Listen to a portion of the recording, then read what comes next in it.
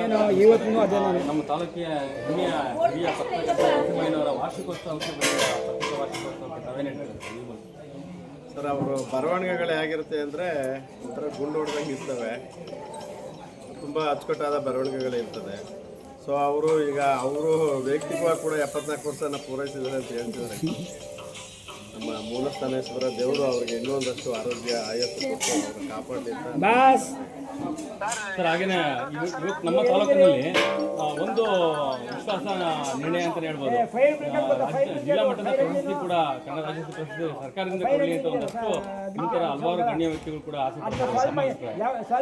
ಹೌದು, ಈ ಹಿರಿಯ ಪತ್ರಕರ್ತರಿಗೆ ದೊರಕಬೇಕಾಗಿದ್ದು ಸ್ವಾಗತ ಕೂಡ ಅವ್ರಿಗೆ ಸಿಗ್ಲೇಬೇಕು. ನನ್ನ ಕಡೆಯಿಂದಲೂ ಒತ್ತಾಯ ಇದೆ. ನಮ್ಮ ಈ ಸರ್ಕಾರ